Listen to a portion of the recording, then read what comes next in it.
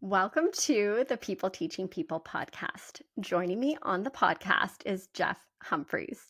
Jeff and I met in person for the first time at the Grand Theatre in downtown Calgary in early 2024. Jeff's company was doing some interviewing and filming for promotional material for PodSummit YYC, an upcoming podcast conference that I am so excited about taking place on September 20th and 21st, 2024. Although we hadn't met before, we have had many instances of 6 degrees of separation over the years. My brother played hockey with his brother. His mom did a Habitat for Humanity build with my parents, and I work with his girlfriend at SAIT, just to name a few. More recently, Jeff has been a role model, sounding board, and mentor for me in the world of podcasting. I admire his laid back yet professional approach, his curiosity, thoughtful questions, commitment to storytelling, and strong sense of community. Jeff, a born and raised Calgarian, is the owner, founder, and creative storyteller with Shortline Creative, a digital marketing agency based in Calgary, Alberta. With over 20 years of experience in the digital space, Jeff has held various roles, including digital and social media manager, web coordinator, web designer, and production artist. Beyond his work at Shortline Creative, Jeff hosts the Calgary Sessions, a weekly podcast about the people that shape Calgary. The podcast highlights the stories of local athletes, artists, and entrepreneurs sharing their inspiring journeys, triumphs, and challenges, as well as their contributions to the vibrant heart of the city. Thank you so very much for joining me today, Jeff. Thanks for having me. Okay, so I know you kind of start with your guests diving into their stories and going way, way back, and you may do the same in our conversation today, but I would love to learn more about your journey. So you can dial it back as long as you want, but what kind of took you to where you are now? So is there something, if you look back now in retrospect with where you are, you now see how that star kind of aligns in your journey. And that's really where it all got started. So you can take it back as far as you like. I don't have much of a memory of my youth. It's pretty vague. But where I'll go is I've always had not an issue, but I've had this thing with authority. And that goes back to sports, like having coaches, like me and coaches wouldn't get along sometimes, and I'd be a pain in the ass. School, I think I was respectful enough that I kind of sat there and listened, even though I probably wasn't into it, but I wasn't trying to disturb the class and be disrespectful. The idea of starting my own business almost 5 years ago, and then the podcast, 3.5, 4 years ago, at the root of it is just, I've always had this thing to do my own thing. I've always had this tick inside of me that's like, either I don't trust what my boss is saying or somebody senior is saying, or maybe I trust it, but I think there's a better way to do it. Or maybe there's a more creative way to approach things. So I feel like, I would say like in 2007, I had a job at Hockey Canada. And that's kind of where I'd go back to when things started changing for me. Got a job and I was DJing in nightclubs Friday and Saturday nights. Had this little like side graphic design, website design business that I was doing out of my basement. Felt like I was getting behind in life. I was watching friends like go to university or buy cars or buy houses or get married. And I just had this feeling like, what am I doing? So I applied for this job at Hockey Canada and got it. And when I was there, social was just starting to go off. Like everything was just starting to kind of happen around 2007, 2008. I jumped on this guy, Gary Vaynerchuk, and started following him back then, just paying attention to what he was saying. There was three other people that were kind of talking social back in the day. And I figured that was going to be the next thing. And my boss didn't believe me or didn't see how they would fit within that organization. And so this was like, I don't know, it must have been 2009-ish, 2010. I approached them with this new position within Hockey Canada that was a social media marketing manager. And it was kind of ahead of its time. And he didn't like it. didn't really believe it, and I got pissed off, and then just happened to have a conversation with a friend of mine who offered me another job within that space. So digital marketing manager for a restaurant group. So I think it goes back for me. I think it's just this attitude, or the way I like to work within environments is like, I kind of like to lead it, to have a little control, not a control freak, but I just like to push the direction. I like to pick the path we're going down. So, I've been thinking about doing my own thing for a long time. I had dabbled in it as a kid, had a lawn mowing business, created a DJ community in Calgary, started DJing around a bunch of nightclubs. So I kind of had built something there. So when I decided to start Shortline and the podcast, it was like, well, now's the time. And I was 42 when I decided to do all this, so a little later. And am I going to just keep talking about this idea or noodling on it, or is it time to actually do it? So I think that's kind of where it goes back for me. So taking that first step, like, even though we can be thinking about and talking about something, but taking like that first step of action to making something happen and putting it in place can be, I think, oftentimes the hardest part, because now we're committing in a sense to a certain degree. So what was one of the first steps that you took to kind of say, yeah, this is what I'm doing? It's funny. I've shared this story one other time. I got fired 5 years ago. And so that's a shot at everything, right? That's a shot at your ego. That's a shot at, am I not doing my job? But, there's confusion and fear around all your mortgage payment and all these things. So there was a lot going on in that time period. I had the choice. Am I going to start my own business, or am I going to work for somebody? And I couldn't figure it out. So that was August 27th, is kind of right around when it happened. And I went for an interview with a national organization to be their digital marketing, whatever it was. Sat in this boardroom that was like this 5-foot square boardroom with this person. And this person was asking me about Facebook ads. And this is 5 years ago, like 2019. I was like, Facebook ads? I've been doing this for a decade. He's like, oh, we're just trying to figure it out. And right there, we ended this interview. I walked out of their office down the stairs, and I said to myself, I'm never going to work for anybody ever again. That was my moment when there was no more looking for jobs online, no more like sending my resume to anybody. It was all in on starting my own business. So I incorporated October 1st of 2019. So August 27th to October 1st, that was my timeline of, going through those emotions of like, do I have this? This is frightening. And so that one experience kind of put me on my path. That one conversation. It's interesting though, hey, like you are doing that inner thinking, that inner work, you have that conversation. It's like, no, this is not what I'm doing. I'm going in this different direction. For me, it was just like trusting it. Like, I've been thinking about this for so long, especially in the digital kind of social space. I was doing it for a decade already. And I was like, I think there's an opportunity. It was somewhat calculated, right? I had almost 10 years of experience in this area. So it wasn't that I decided to become something different. It was just kind of leveraging what I knew, but trusting that my vision, my idea was there. It was strong enough to kind of go down a path. So that's very brave, because a lot of people may not do that, right? It takes courage to kind of go that route on your own. And then, and later in life too, right? Yeah. That's the interesting piece. That's why I like to say ages at certain times, because, as I've been able to talk to a bunch of people at whatever age, they could be dealing with some life altering decisions at 34, whether it's career or personal or whatever it is. And if I didn't figure it out, and I still haven't figured out, but if I didn't get on my path that feels most comfortable until 42, I think there's a lot to be said for how long it can take to kind of get things figured out. It takes a lot of time, and I still don't know what I want to be when I grow up. And I'm 46 now. Yeah, it changes, right? Like, it does change. But I remember, like, there are those certain moments where the one path I was heading on shifted to a completely different one. And yeah, just in listening to your story, one thing that really connects for me in terms of my own experience is deciding to resign from being a teacher with the Calgary Board of Education and making that phone call. It was a tough one. Yeah, dude, that's like, that would be another traumatic experience. It was traumatic. Yeah, I thought about it, got offered a part-time position, because at that time we had 3 kids under 5. And I just thought, no, but I had no idea what was next. But I knew it couldn't be that. Thankfully, my husband has been on board with all of my career changes and aspirations along the way, and my sort of journey of finding myself. So it's been good. I think these stories are cool to share, because it allows people to understand there's a different way.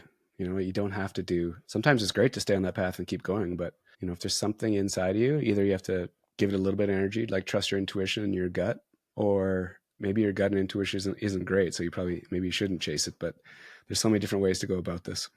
So many different ways and not one right way at all. And I wanted to pick up on something that you had mentioned in what you've shared, and that's about school. And you didn't love school. And I was doing some snooping and looking around on your website. And on there, you share that school was never a comfortable place for you and that you are a 3 times Mount Royal dropout. Yep. Yes. And we have 3 kids. They're very different. School is a different experience for each of them. And then having been a teacher, I see, with students, it's a different experience for different students. So why wasn't school your thing? So I have all my report cards from way back. So like 7, 8, 9, K to 6, there's not really much going on. But, it was noticeable that I wasn't good at school in grade 7. And these are, like getting 50s and some high 40s, like in some subjects. And it wasn't good. And I think either that environment wouldn't allow me to learn, just sitting there listening, like being talked to. Maybe I didn't digest it. I wasn't interested in anything. I was surrounded by some really smart characters that would always, good at math or good at language. Like you could kind of see a path. Some kids back then were already talking about what they want to do with their lives, and I had no idea. Yeah, I was really bad at it. And I would try and study. My parents would sign me up for tutors. So I was always doing this extra work, which was crazy. The only thing I remember about that is I think it was a math teacher or language arts and English teacher.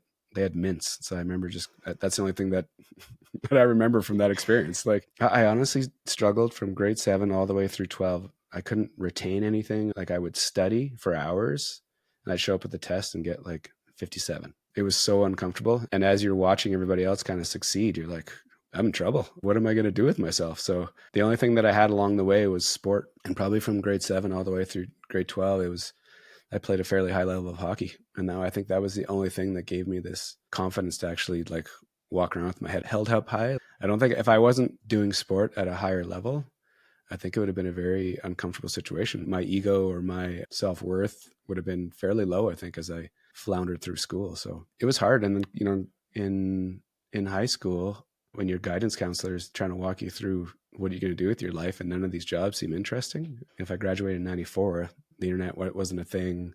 The jobs around creativity really weren't there. So yeah, it was really uncomfortable. And then all the way to college, I tried 3 different programs. I would go to school in September. I would hit reading break in February and drop out or just stop going to class. I would get to that reading break in February and stop going. So the first time I went to Mount Royal was in this general studies kinesiology kind of transfer program. I don't know if I was there for a year and a half or just 2 semesters. I can't remember. And then took some time off, went back into computer information systems because the internet was starting to bubble up. And I thought, the idea of getting involved in that would be interesting. Started in September, dropped out in February, and then probably took 3 or 4 years off. And again, watching all your peers accomplish all these things, I was like, well, maybe. I think I was living in a basement suite and DJing and, doing a couple websites here and there. And I was like, well, I guess I should try it again. Like, it feels like it's the right thing. So I went into this marketing program September and dropped out in February. I was bad at school. I was not interested. And it's been chasing me, that kind of not interested, bad marks since grade 7. So I'm very consistent with my interactions with school. So do you think, could something have been different, or is there something that could have made your school experience better for you? The only 2 classes I excelled at were phys ed, and in grade 10 or 11, there was this visual communications class that I aced. And it was like, I can't remember if their Mac computers just started getting into school. So I aced it. Like I remember making collages and posters. And now what I do for a living and what I've done for a long time, like 24 years into this, that's exactly what I do. So what could have been different? I think it was back then a visual communications class was a trial. It wasn't really there was nowhere to go after high school. So, I think if maybe I was just early, maybe there were no other options. And the idea of going to a full out creative school to like draw and paint, and I couldn't do any of that. So that wasn't an option. So I was kind of in this gray space. And now I'm very comfortable in gray spaces. I understand how to maneuver in these weird environments. I don't think anything could have changed it. My teachers, some were great, some were not great, but I think it was just subject matters that I'm just not interested in. And there are so many ways to learn. It doesn't need to be formal school. And we try and really remind our kids of that. Like, you should be looking for opportunities to learn outside of the classroom. It's not just Mm-hmm. about going to school and learning. Like, just having that curious mindset, right? And for many of us, I'd say it's not a linear path, and there isn't. I know what you're saying when you say sort of look around and your friends were doing sort of A, B, C, because when I graduated, I feel like that was the expectation. You finish high school, you go to Yeah. post-secondary, you get a job. Mm-hmm. Like it was sort of that order. But now in retrospect, I see there's so many different paths, and I'm doing some work at SAIT right now. I think I would have been a much better SAIT student than a university student. Like I love the things that are happening there. Sitting in my university classes, talking about the theory of this and those types of things. Was much less interested in that. I'm like, but just tell me how to do it. How can I take this and make a difference for a student and make a lesson engaging and fun and impactful? I get that the theory is important, but that just aligned with me so much less. There's lots of different paths and ways about doing things. Now, you mentioned a little bit about hockey and athletics. And so you were a high-level hockey player. I've heard from some people out there that you're quite the water skier. And you said that really gave you some confidence and really helped you sort of navigate that period of your life. So are there any other ways that sort of your athletic endeavors really impacted who you are and what you're doing today and how you approach things?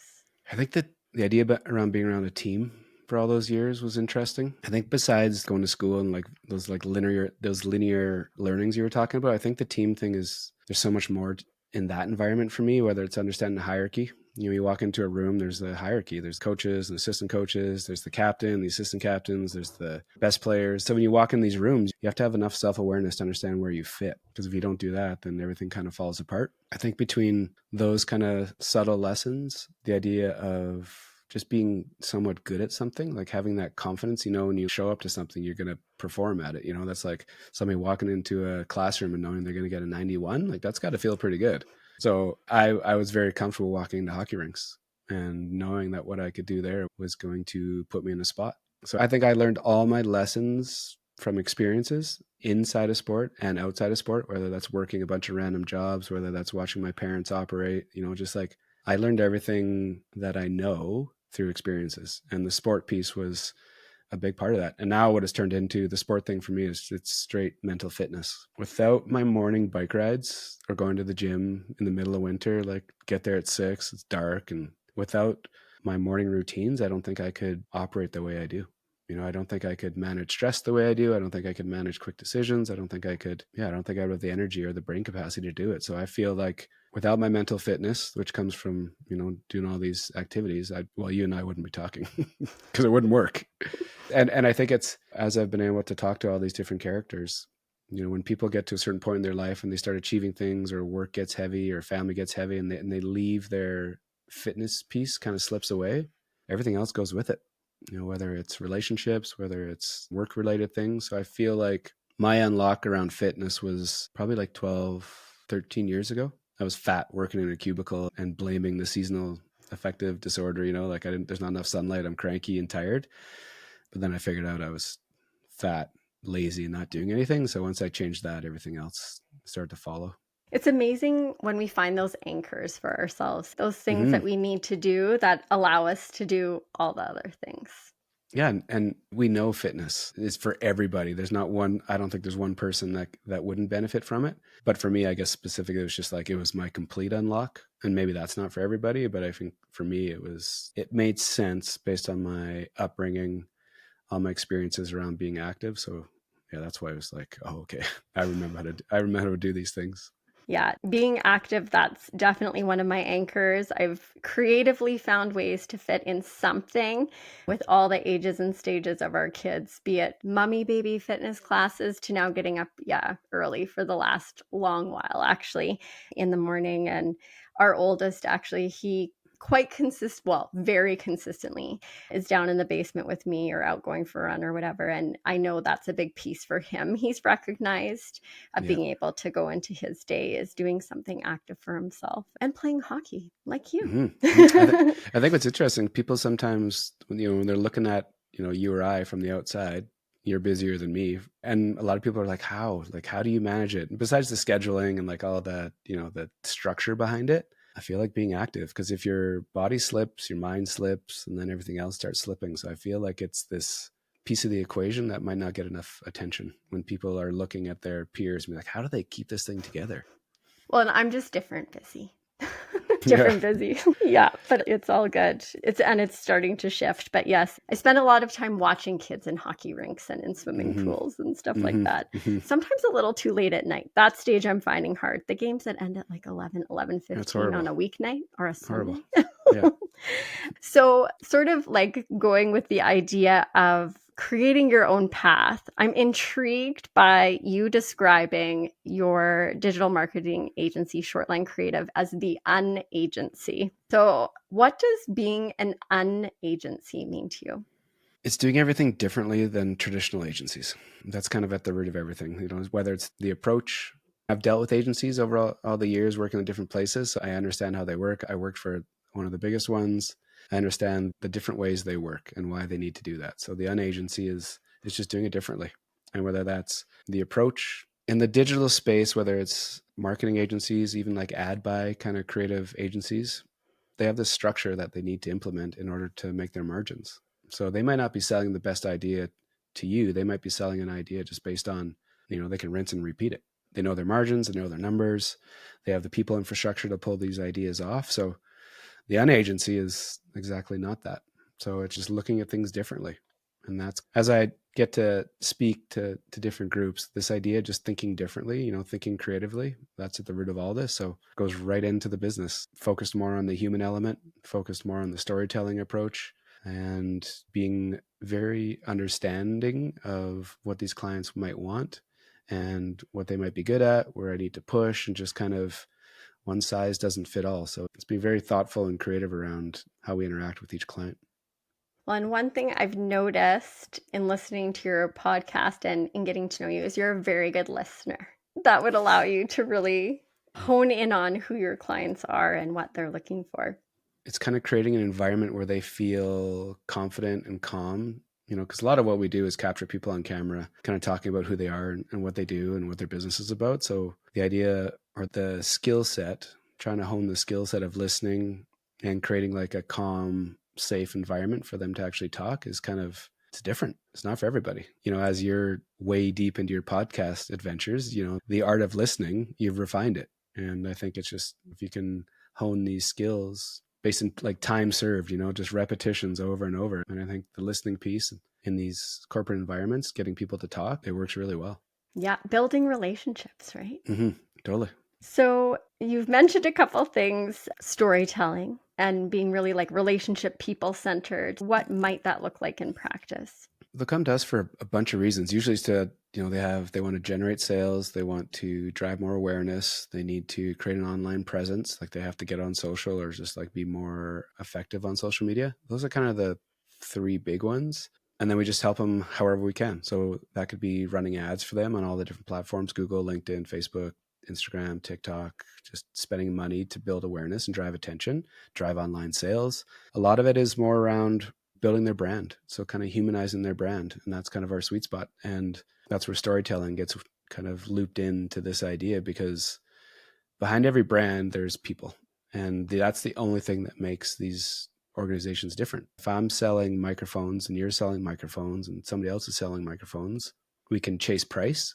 I could be the cheapest one. I might get the most sales, but my margins suck. It's not a profitable business. Doesn't work. So the only thing that makes you different is your people. So the idea of storytelling, that's what we focus on. So we talk about products and services, but if there was a content mix going out the door, there's 5% is talking about products and sales, and the rest is just all around people and culture and experiences. So it's showcasing the people that work in these organizations and letting other people understand. It's a more seamless way for people to understand what these companies are about, because you connect with people versus like this shiny black mic. So it's kind of just, what's this story? What are the stories behind this mic? Who are the people that love this mic and why they start working there? And what was their history that led them to this point? So it's just kind of uncovering all these micro stories. And that's kind of where the storytelling piece comes into it. And that might be a little bit a part of what you do with your podcast too, hey? Yeah, Digging into people's stories. Yeah, the podcast has turned into something incredible that I didn't know was going to happen on so many different levels. It's a full-on storytelling project done at a wildly high level. It's interesting because it's almost like a proof of concept. Here's a project built on storytelling. So now when I talk to clients and I can show them what's happening and I can show them different experiences people have had, or, kind of how it all kind of comes together, the podcast is the great showcase piece. It is storytelling in action. Yep. Now, I wanted to ask you a question because when you interviewed me down at the Grand, you asked me why I had started my podcast. So now I'm going to ask you the same question. Why did you start your podcast? So when I started my business, I knew I needed to create a brand online and like leverage social, right? I had to show up on all the different platforms more often than not so people could hear me, see me, know what I'm interested in. And then going back to Gary Vaynerchuk, Gary V is all about creating a long form piece of content and chopping it up and then using those micro moments during the week. So that's kind of, you have an hour show, chop it up into 8 little pieces, and then you can release those out every week. So that was the idea. And the idea was catch me in an authentic way saying something on video versus like holding my phone out and kind of doing it selfie mode, which I'm not good at. And that was at the root of it. And I had enough of a background to do it all by myself. So my good friend Doug Cook came down to the set the first day and kind of helped me design it. He told me what lights to buy, and we set up all the lights, set up the cameras, set the candles, and kind of set the set. And from there, it was all on me. So I would do the setup by myself. I would obviously interview and then do all the post-production by myself, write all the copy, and then schedule everything to go out on all the platforms. And I had all these skills in my back pocket over, all the years working in digital. And so that was kind of why I knew I could get there and execute it. And that was at the root of it. It was honestly just that. And the idea of like connecting with people I knew was going to happen. I didn't know how far it was going to go and how deep it was going to go. But yeah, that was at the root of why this podcast started. So you decided to start this podcast. What has surprised you the most or been an unexpected aha moment or something that's kind of come out of doing it that you didn't expect? There's a number of things. One is the guests, like getting access to certain people. What's even more interesting is sometimes the biggest names not necessarily have the best stories, or not, sometimes they don't want to get into it. So one of the biggest surprises has been, it doesn't matter the size of somebody, like how famous they are, what they've accomplished. I think what's been really cool is the willingness to actually share their stories and having numerous guests say, well, I didn't think we were going to go here. And then they get into it. So yeah, I think that's been a big surprise. One of the guests early on said I create space for people when I'm interviewing them. And that took me a while to unpack and figure out what that is. But obviously kind of it's rooted in listening. I don't like to talk. I'm an introvert, like through and through. One-on-one, I'm really good, but throw me in a room and it's not comfortable for me. So the art of listening and kind of refining that craft and skill has been an unlock, and just the community around it. Yesterday I went for a walk with this guy, Steve Messler. We walked around the plus 15s for like an hour, and I texted him, later that night. I was like, dude, I don't know, like, thanks for your time. I said, I feel lucky to be able to know you and to spend time with you. So it's that community piece has probably been the biggest surprise, but it's the thing that drives this whole idea. Well, and I think too, something I've talked about is how hard it can be or how rare it is at times, like to sit down with somebody one-on-one and really have a conversation. It's not normal. And for whatever reason, like you're pulling it off, right? You're like way into yours, over 100 in, like you figured out this thing, but I don't think everybody can. And that's why I think the stats around people that get over 10 episodes, that get to 100 are so small. The skill that you need to kind of facilitate these conversations over and over, I think is a skill. I think it's a talent. And I think that's the variable of success. I think there's a lot of people that think it's a great idea to start a show, which it obviously is. But I do think it's all in the host, like, does the host have it? Do they create a space? Do they have the energy to kind of facilitate an engaging conversation? And I don't know. You don't know it until you try it. And I think that's what happens. I think people figure out, 10 in, 9 in, they're like, I'm not committed to this. I'm not good at it. I'm not getting what I need out of it. And usually it's a quick exit. So yeah, to be hanging out with you and we're both over 100 episodes, I think is a unique situation. Yeah, it is a little wild to look back and to think when I took that moment to reflect, like how many people have I sat down and had this kind of conversation with? The fact that each of those people took that time to sit down and do that with me. I feel so full of gratitude. I feel so lucky. It just feels sort of unbelievable. So it's been a gift, but definitely it requires some commitment. There's a learning curve for me because as I've shared with you, I did not have the Yeah. technical expertise to have a podcast at all. Which makes what you're doing even crazier, right? Because it's like you're such a good case study for so many people out there that have this idea and they stumble on, well, I don't know how to do this. I don't know how to do lighting. I don't know how to but there's a way to do it. And sometimes it's just doing it, and then some of the stuff you'll just figure out as you go, and it will For get sure. better. Yeah. And you'll learn, and you'll adjust, and you'll tweak. So I need to ask you, if somebody came to you and said, Jeff, I'd really like to start a podcast, what would you say to them? What advice would you give to them? Right now we're producing 2 podcasts for clients. So I'd say it's a great idea. I would suggest almost everybody start a podcast, and that goes from businesses to individuals.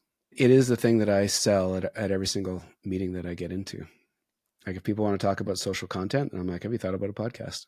Every single time. And I think there's so many different ways to do it now. The idea around branded podcasts, which our friend Tim kind of like, I've thought about it, but Tim kind of showed me some examples of brands actually doing this. And the idea around a branded podcast is like when Ford released the Bronco. They had this 8-episode thing that came out, just before the Bronco came out. And it was this heavily produced, narrated, interviewed. They had kind of vintage clips cut into this thing. And it was just this branded piece of content that actually lived on podcast platforms that was kind of building a story around a new product.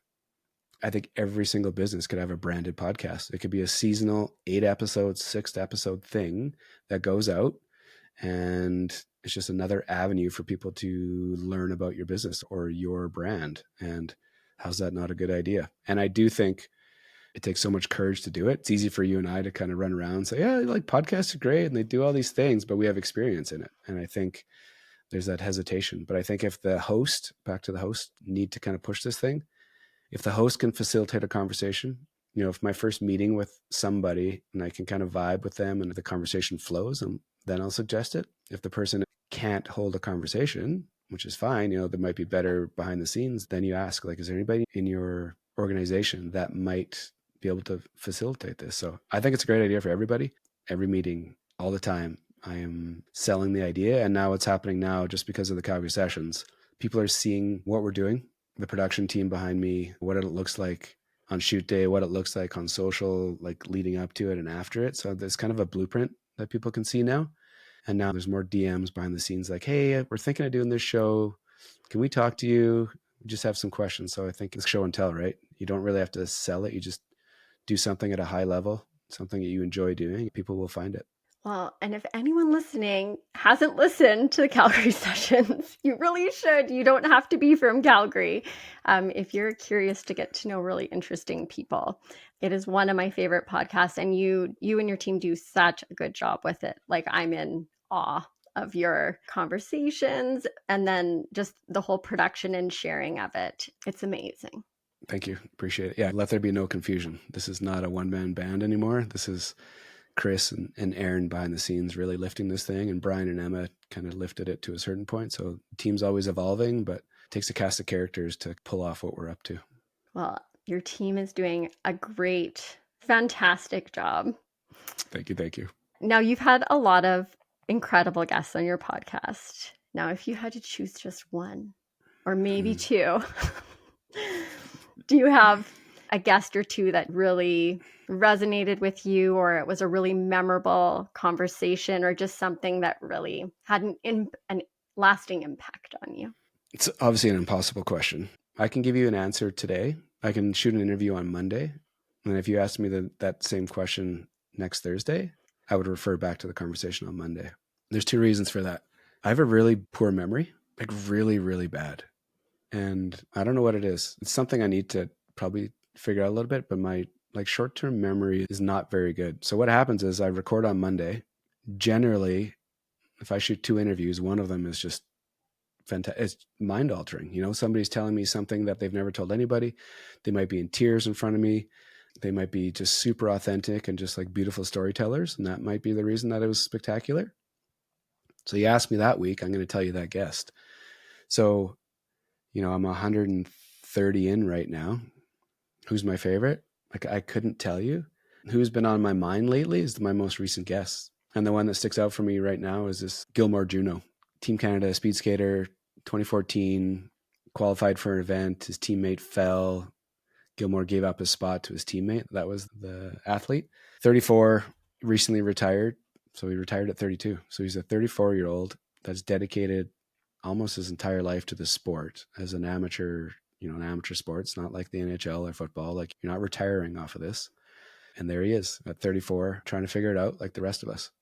And from the outside, you look at this high-end athlete, you're like, wow, just the opportunities, the people he's met, and all these intangibles. And then when you sit down with him and just listen to him, it goes back to like when you said, like, you're still trying to figure out what you want to do. And so many people are, and myself included. That conversation is the recent one that's really stuck with me.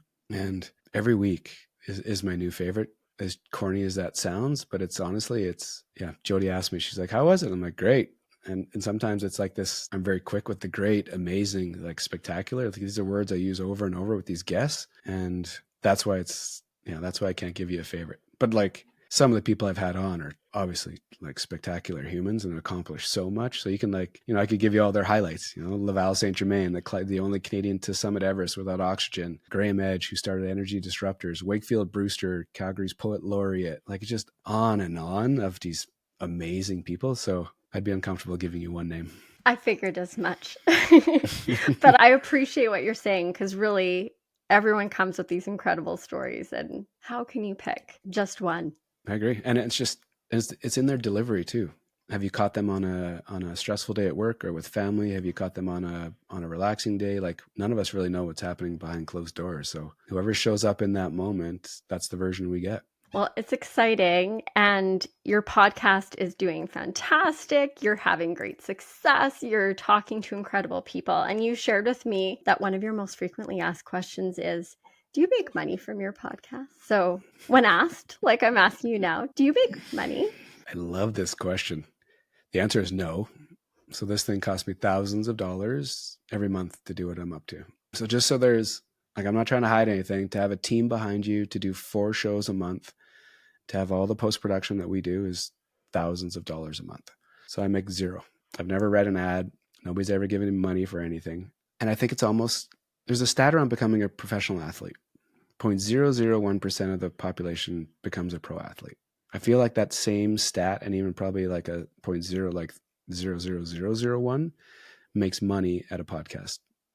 You and I are in this industry, and there's these people doing spectacular things, whether it's Joe Rogan or Diary of CEO or whoever, right? We have these industry leaders that are making money doing this. When the average rate is $25, you get paid $25 for 1,000 downloads. You and I are not making any money doing any of this ever. When you start thinking about the rest of the world that's podcasting, that might not be doing it weekly, and if their goal is to make money and it's $25 for 1,000 downloads, it doesn't happen.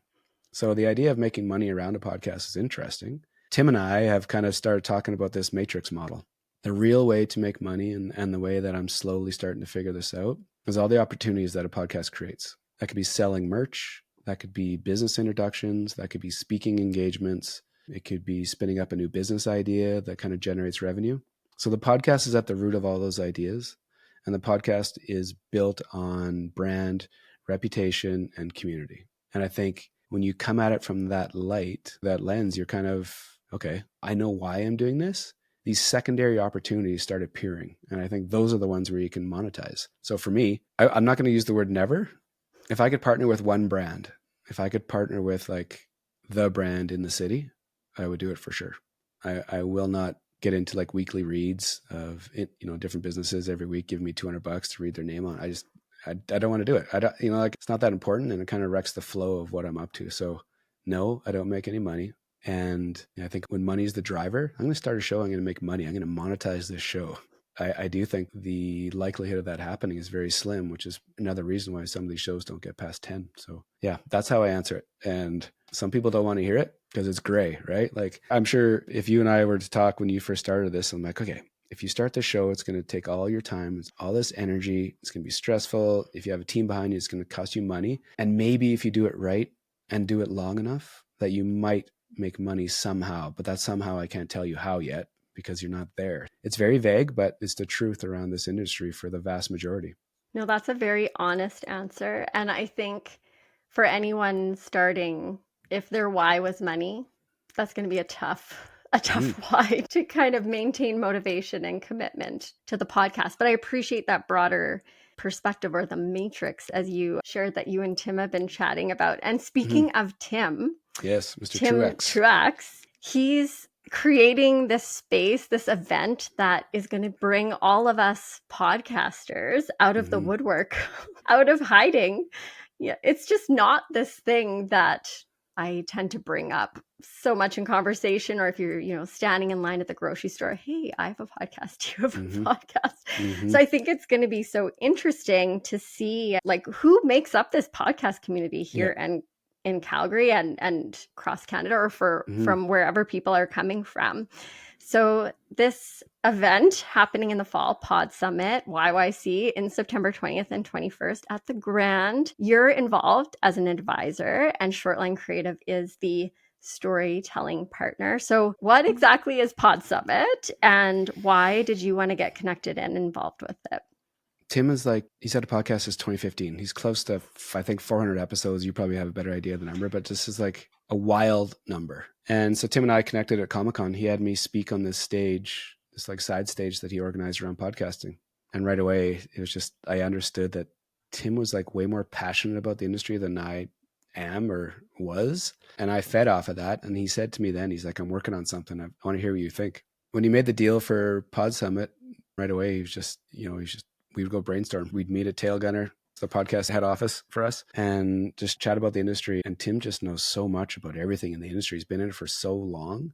And my approach is very different, right? The storytelling piece, the community piece, that's kind of where mine is rooted. And I'm new to it, right? Like not even 4 years in. So what is Pod Summit going to be? It's like you said, it's going to be a melting pot of all these podcast characters across Canada in our city, which not much happens out west for podcasting. So for Tim to kind of centralize this in Calgary at a beautiful location of the Grand is going to be spectacular. It's rooted in community. It will include, and I'm not speaking for Tim, but it's going to include some technical things, probably like, what gear to use and nuances behind it. But it's going to be more rooted in community, this matrix idea of if you build a community, it creates these opportunities to then leverage and turns into something you couldn't see that's coming. And I think it'll be cool to see how many people in Calgary actually have a podcast. And I wanted to ask you, like, you get thrown in a room with a couple hundred people, and most of them either, a percentage are going to be podcasters, some are going to be media people that are just trying to figure out the industry, some might be whatever, salespeople. So if there's a chunk of podcasters, call it half the audience, are you going to be able to like move through those, the networking, the downtime events? Will you be able to like work yourself all the way through the room and like talk to all these characters? That is a very good question, because I was actually thinking I wanted to ask Tim like more exactly like how are things going to look and how are people going to move through. My preference is one-on-one conversations. So in a big room and connecting with people, I can do it. I find it very tiring and Yeah. exhausting, and it can be tricky to navigate. So I was curious, sometimes I've been in situations with events where there's been a little bit of structure Mm-hmm. put to it. So there Yeah. is sort of a strategy in place to get people moving around and having some initial conversations before they kind of let people go. And then you kind of stick together for a little Mm-hmm. bit, and then you sort of Mm-hmm. branch out a little bit. Mm-hmm. But it can be a very uncomfortable thing to get into a big room with a lot of people and find people to talk to and have a meaningful conversation. Yeah. And connect with people who might be, well, I think there's something to be learned from every conversation, but, kind of finding your people in that room of many Mm-hmm. people. What about you? How are you Well, feeling about it? it's gonna be horrible. Like Okay. I can't. I'm really good one on one, like you just said. Put me in a group environment, and I can't perform or connect or be comfortable or like can't. It's just not in me. But the weird thing is, I way rather be on stage. So once I get on stage and I can kind of speak about things that I am passionate about or knowledgeable about, I'm very comfortable. And it doesn't matter how big the room is. Could be 200, could be 1,000, whatever the number is. I'm very comfortable in that environment. And what's interesting is those environments when you actually get to be on stage talking. I like the aftermath, I was because just going to say, yes, cause then people will come and follow up with you. that's it. Yeah. So you're creating, and this is like a bit of a marketing thing, but you create inbound traffic.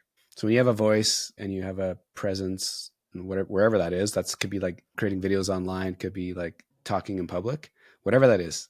You create an environment where people get to hear and see you, and then you create inbound traffic. And that's a more comfortable situation for me to be in, because then there's kind of context before the conversation starts, and they're coming at you with like, yeah, you can get into some deeper conversations quicker probably, because they've kind of digested what makes me tick, which might be, I don't know if it's selfish, just helps me get into, I'm willing to ask a bunch of questions once I'm in there, but it just kind of like creates this bridge to get the better conversation started.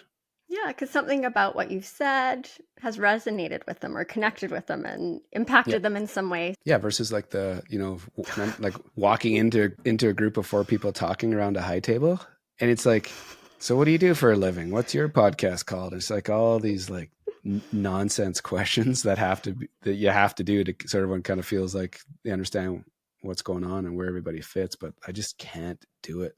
It's hard. And there's certain circumstances that are way harder than others. But I so appreciate what you're saying, like creating kind of that path to make that conversation starting easier. Maybe I should just get a t-shirt that says, I host a podcast. I record in my basement. I don't know. Totally. So people know who I am and we can start talking. It's that context, right? The cool thing about PodSummit is like, when we did the interview with you at the Grand, so now your face is part of PodSummit, right? And if somebody that's coming to the show watches you online and you say something that resonates with them, or if your backstory is similar to theirs and they haven't really spun up a show yet, now when you're in this event, who knows? After the event, I'll ask you, but like somebody might know you from like those 2 or 3 videos and be like, hey, thanks for saying that. It kind of gave me the confidence to show up to this event and be, I've really been thinking about starting my show, but I haven't. So thank you. So I feel like there's a possibility that'll play out for you because... Oh gosh, Jeff, I hope so. Now I'm going to have massive nightmares and anxiety as I picture myself walking into the room and nobody wanting to talk to me. You'll be fine. You could check in with me after. I may need some counseling. No, I think it's going to be a lot of fun. I can just feel from everyone involved that I've gotten to know to varying degrees, and just in chatting with Tim, he's so committed to really creating like this community space that's welcoming and engaging. And I trust that I will be okay. You'll be fine. But trust me, you can just look for me. I'll be tucked in the corner by myself. Okay. So, yeah. With like a gathering of people around you. Yeah, we'll be okay. Okay, so I know school wasn't your thing and you didn't love it. And a teacher, I don't think of a teacher as being necessarily like a teacher that you had at school. So, I mean, I have a favorite teacher from school, as I mentioned, Mrs. Hogland at Wildwood Elementary School, grade 2. She taught myself, my brother, my sister. Like we all just adored her. And it's because she saw us for who we were. And I don't know, I felt comfortable in her class. I love learning. Like I wanted to be her when I grew up. That's what got me interested in being a teacher.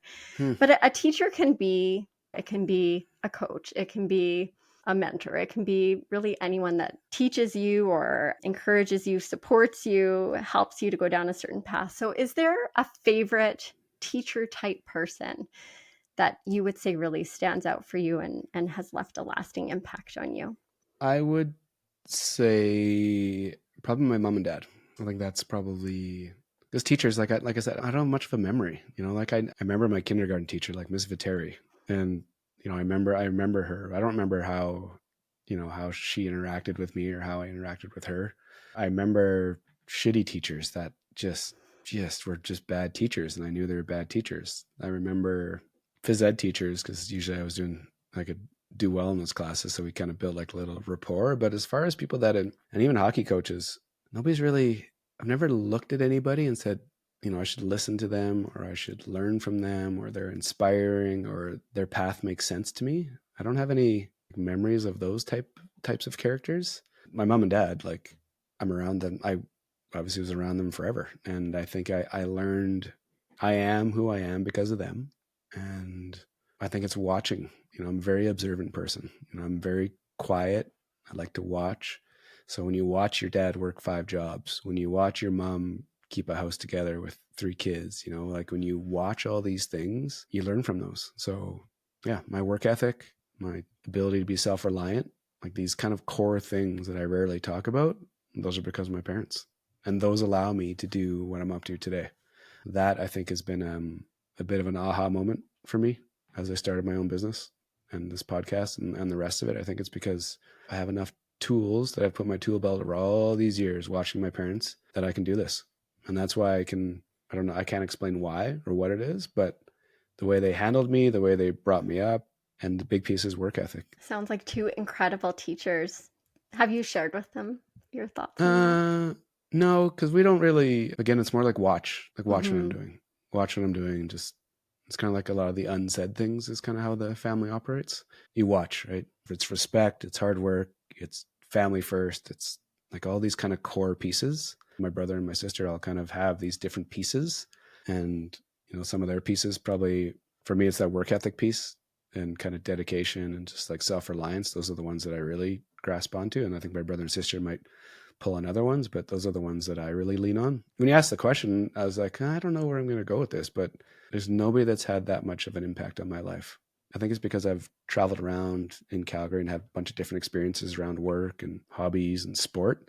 I've just been part of these so many different circles that I think I've just learned little things, but nobody's ever been that one person that's just kind of put me on this path. So I think you got to go back to the root of it all, which is mom and dad. So when you look back at your journey so far, what would you say you're the most proud of? I don't know. I feel like I'm just getting started. I'm glad I decided to do my own thing after getting fired. I'm glad I made that decision. Am I proud that I'm been able to run a business for 5 years and start this community podcast? Sure.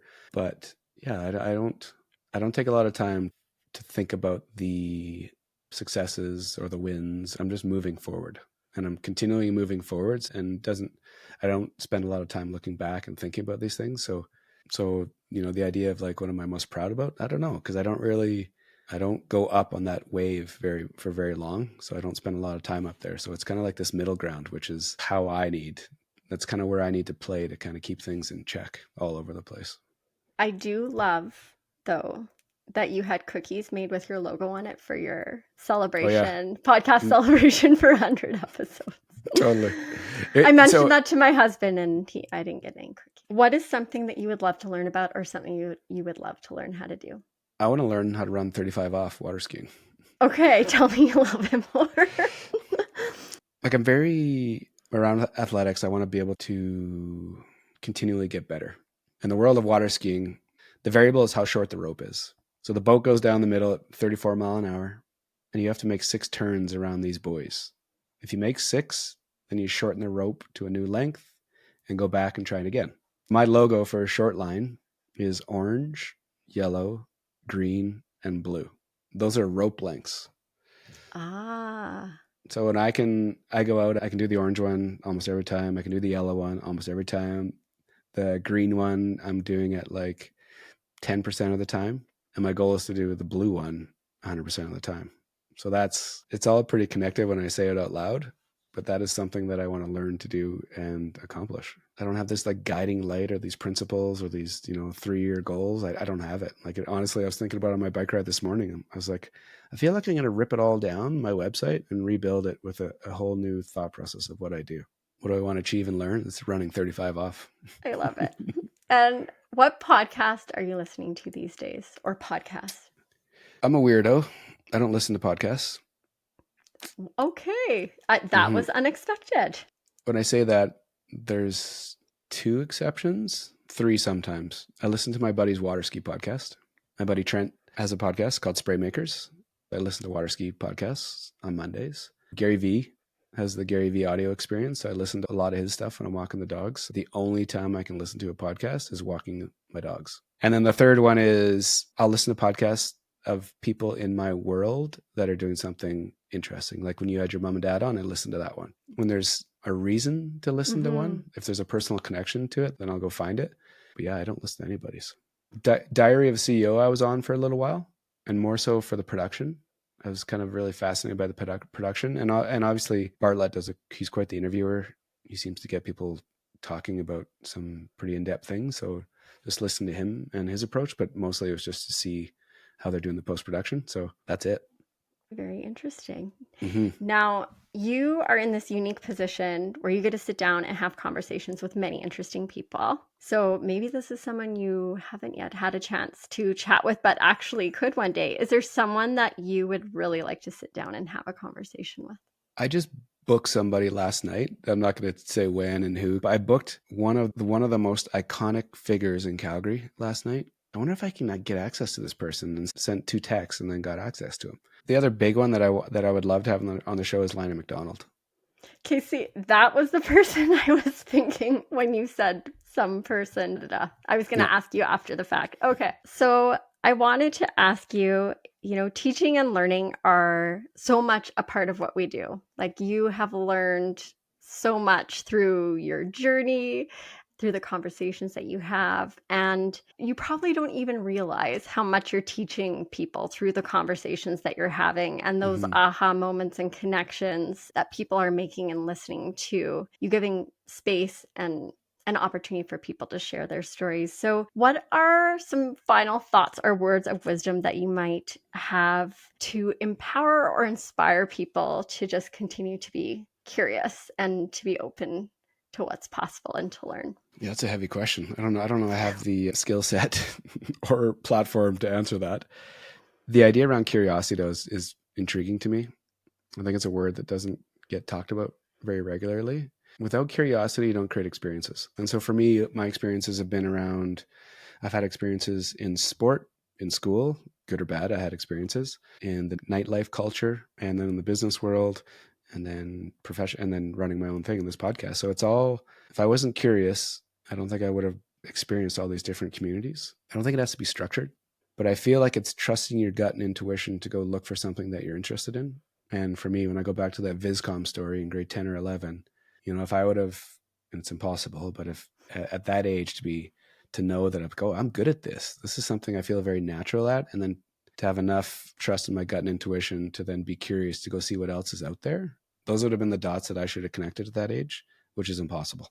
Now I feel like curiosity is more so, I'm not so much curious about like the podcast thing, for example. I'm not really curious about where it's going to go or what it's going to do or how it's going to evolve. I think now it's the curiosity is creating experiences. And that's the piece that really makes sense to me right now. I'm not the person that would ever give wisdom or leave with some insightful thoughts. I don't talk that much. So I think it's, when you said curiosity, that's exactly where I was going to go with this. So it makes a lot of sense to me. Well, even if it was unintended, I think you are finishing up our conversation with some excellent pieces of wisdom. So Perfect. There you go. Perfect. Surprise both of us.